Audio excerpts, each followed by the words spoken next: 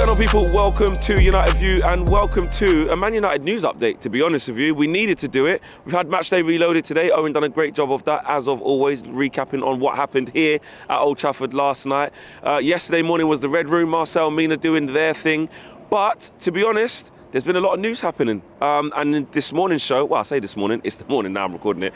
In today's show, I need to talk about Harry Kane. Yes, Manchester Evening News going big on a story that Erik ten Hag is intent on getting Harry Kane from Spurs as they are in their 15th consecutive trophyless season. We're going to talk about that and what that means for Anthony Martial as well, with some of the intentions being put in the papers about what they want to do with Martial in terms of if he has a future at the club, and also the Elliott hedge funds and in general the second round of talks with the takeover situation, because it's hotting up. The second round has started. Investors are coming over. Elliott hedge fund has made it through to the second round of talks as well as Sheikh Jassim will be coming into Manchester for talks, and Sir Jim Ratcliffe and others, and also Sir Marcus Rashford, MBE, third Premier League player of the month this year. No Premier League player in history has as many as he does. He has 3 in one season, and you know what? I back him to get one more before the season's out. Honestly, he is on fire. But let's start with Kane, Harry Kane, man. Big in the Manchester Evening News today. Samuel Luckhurst was saying that Erik ten Hag's main transfer priority at the striker position is Harry Kane. And look, we've known this for a little while in terms of murmurs coming up of it, and I think there's no surprise that everything's turning to Harry Kane as Tottenham have got progressively worse and gone out of the Champions League now, so it's obviously officially confirmed that they won't get any trophies. Well, we knew they wouldn't anyway, but it's now officially confirmed because of their exit to AC Milan. It turns everything to Harry Kane, and you see Conte talking, he doesn't look very happy. You know, everyone's waning in on Spurs. You can see that Conte situation's coming to an end, like we always knew it was, and it's going to be an absolute mess because there are shambles. But it goes to Harry Kane again. Does he suit us? I believe he does. I spoke about this the other day with Owen on the show, and you guys have spoken about it. Marcel has spoken about it, and it works. You know, an interesting thing that Ten Hag did say, which was picked up in the piece in the Manchester Evening News, is what Erik ten Hag did actually say in terms of people paying premium. This, Josh, that's going to be on you, left shoulder. People paying premium for Harry Kane. When you get a player like that for English players, the tax is high. The tax is extremely high. And when you want to get players of that quality in England, it's going to be a tough ask. But Ten Hag wants these types of players, and now we're going to start seeing that, I believe, if I'm honest. So Harry Kane is what Manchester United need. We need a target man. We need somebody to be able to do what Erik ten Hag wants them to do. And that's what Harry Kane is going to be able to bring Manchester United. Guaranteed goals. That's what Harry Kane brings all the time. And if the money is there, if the funds are there, and Daniel Levy doesn't play hardball, then we can get him. I absolutely believe that we can. But you know what Daniel Levy's like. Harry Kane going into his last year of his contract. Okay, the money should come down. Harry Kane, who wanted to leave a couple of years ago but didn't. He's a little bit older. That should put the price down. But this is Daniel Levy. You know what he's going to be on. He's going to want at least 80, 90 million. 100% he's going to want at least that. So we'll have to see what our financial power is going to be next season as well, especially if the new owners come in by the summer. Or if they don't, what are we able to spend, you know?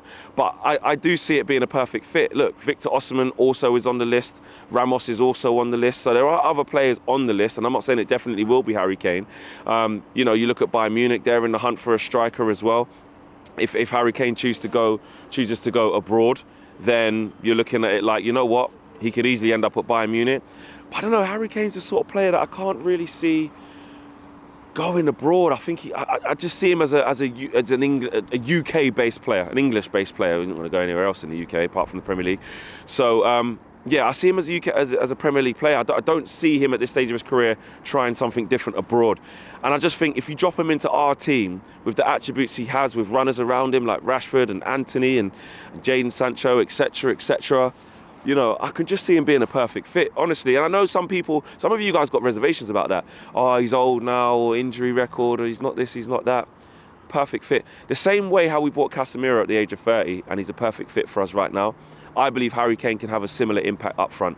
The guy gets goals. It doesn't matter that he's been at Spurs, he hasn't won anything. it's almost more of a testament to him of how good he's actually been. 'Cause the fact that he's got countless golden boots, you know, he's broken the record there for goals, for most goals scored at Spurs. He's their record goal scorer, and he's going to surpass Alan Shearer for the highest ever Premier League goal scorer. So one thing you get with Harry Kane is guaranteed goals. Even though he has these little niggly injuries of his ankle and stuff, he still plays a high volume of games every season, and he's a finisher. Is he in his prime? I think he's just at the back end of his prime, arguably still in it. He's not going to get better from here, but this version of Harry Kane for 3 years at Manchester United, which is what I think it would be. It'd be his last big contract, he'd probably get a 4-year deal or 3-year of a +1, something like that. But probably, no, he's 30. Casemiro got a 4 or 5 years, didn't he? So I don't see why Harry Kane can't come and get a 4-year deal at Man United. It would be big money, we know that. But also we have to look at the here and now. We've seen what happened with Anthony Martial, which I'll get onto in a second, where he hasn't been available. He's struggled this season. And even in general, just being an out-and-out purist goal scorer, the question marks have obviously always followed Anthony throughout his whole time at Manchester United. He's had a couple of good seasons, but in terms of putting your hat on him to have 20+ goal seasons, it doesn't really happen. With Harry Kane, you instantly get that, and that for me is why, if Erik ten Hag wants him and we can get him, absolutely, I'm having that. Leading us on to Anthony Martial, in the same piece, Manchester Evening News are saying that, you know, Manchester United are open to selling Anthony Martial, which look, it's a bit of a shame. If you ask me, I know everyone's got their opinions on this.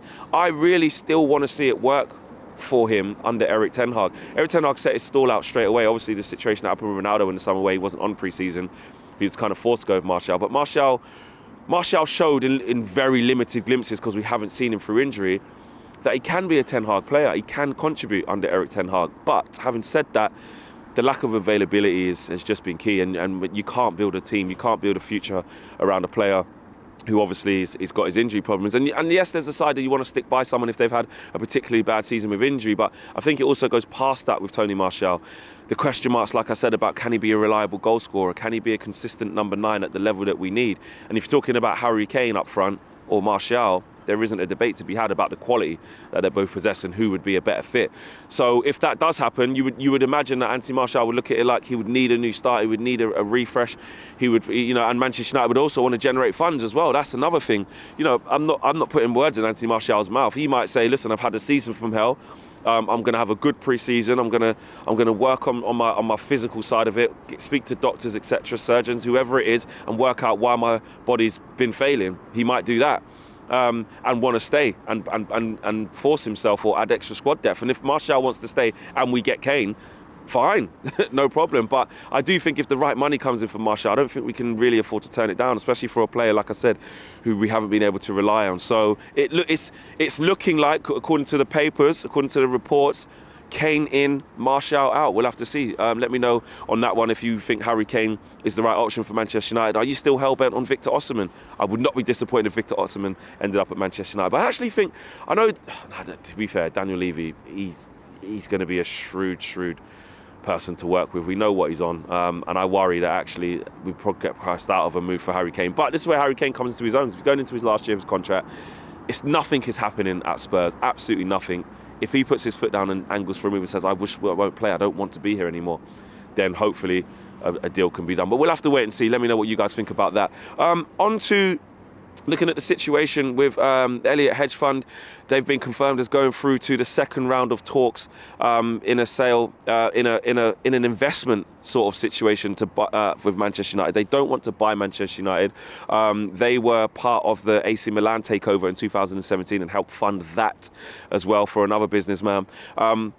They are there to facilitate the Glazers. That is as simple as that. Or, you know, if more details are to come out, they could be there to facilitate someone else. But what we do know is they're not there to facilitate a full takeover of Manchester United. They're not there to buy the whole club and run the whole club. That's not what they want to do.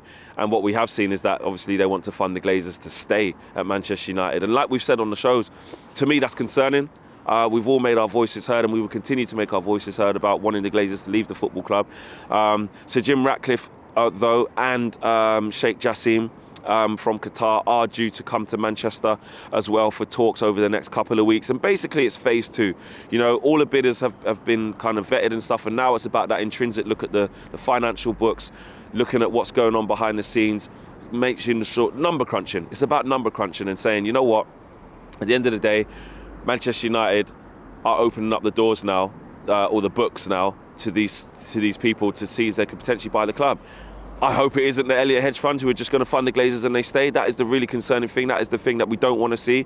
But it's a possibility, and whilst it's a possibility, there's going to be concern there. There's going to be, you know, us thinking, will that happen? Because if it does, I don't know, it could be one of the worst things to happen, honestly, especially with the club being potentially up for sale. You know, especially with, you know, you're hearing that the Qataris will walk away if the deal doesn't suit them. They will walk away if the price isn't right. They won't be held to ransom. You know, they do have a reputation of, you know, paying whatever it takes to get things done. But I think in the case of Manchester United, what we have seen is the fact that they will not pay over the odds. You know, and that is what it is. So at the end of the day, it's going to be tough. It's going to be a different process. It's going to be a process where it's going to be drawn out. It clearly isn't going to get done by April, and it's looking more like the summer.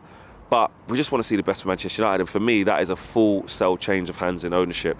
It's going to be interesting to see how the next sort of days and weeks and months really develop, because it's a situation that's ever changing. So we'll keep our eye on that. But the latest development in that is that Elliott hedge fund has kind of passed the checks to go through to the second round as well. So it's like their initial interest was there to back the Glazers. It's no surprise that they've been put through basically to the second stage. They've basically passed the first interview, you know, understandably, because the Glazers are going to want to stay. We know they're going to want to stay at the football club. So let me know what you guys are thinking about that. And lastly, to finish off on another positive, last night he gets another goal here at Old Trafford. Sir Marcus Rashford, MBE, the third winner, the third Premier League Player of the Month award. No player has more than him. No Premier League player in history has more than him. He is top with 3 Premier League awards. He obviously says how happy he is, the fans and the boys that have helped him to get his form back, and he's just running out of words. I mean, he looked like he had a little bit of a dip I think after the Barcelona game here where we won. He kind of argued he wasn't his normal self. Had that little bit of ankle injury going into the Newcastle United game, but again, gets his goal, and he just keeps going. He just keeps going. He's been absolutely unbelievable, and for him to have a season like he's having, off the back of what it was last season here at Old Trafford, is just unbelievable. He's so confident, and you know what I actually love? I know this is the celebration, but just how headstrong he's actually being, and actually even in these good moments, he just doesn't seem to get carried away. I know it's sometimes it can be seen as a negative, but even if Marcus has scored a hat-trick or we played really well and we've won massive games, he's not like all smiles and really exuberant and getting gas. He's just the same level. He's just the same level. He's just calm and composed. He looks really headstrong, and most importantly, he's doing all his talking on the pitch. You know, he's got his family around him. I think his close friends, and they've really managed to help settle him down, and he's really got a good support network. It's helped with Erik ten Hag coming into the club and giving the structure and a style for us to play, and a clearly identifiable style for us to play. And it's helped Erik ten Hag actually making him the main man. I know Bruno's taken the captaincy when Harry Maguire's not there, etc., etc. But you can tell, you know, one of Ten Hag's main things to do when he got here, like he said, was to get Marcus Rashford firing again, boost him with confidence, play him in every game, whether it's up front, on the left, sometimes on the right. Let him know that you are an integral part of my plans. We want you to sign a new deal, etc., etc. So Ten Hag has a lot to play with that as well. But essentially, it's down to Marcus Rashford, and the way he looked after himself in the summer, the extra work he's put in, he is reaping the rewards. And I don't put it past him to get another Player of the Month award and make it 4. Make it 4. Why not? Well, I mean, what are we in now? We're just gone into March. So we've got the rest of March, and he's already kicked off with a goal already. And the games are coming thick and fast. Obviously, Southampton to come, Fulham to come, Newcastle away after the international break, etc., etc. So there's no reason why he can't get more nominations and get more awards. Smash a like on the video, subscribe to the channel if you are new, and we will see you all again very, very soon from a very, very brisk, cold Old Trafford. I'm out of here. Peace.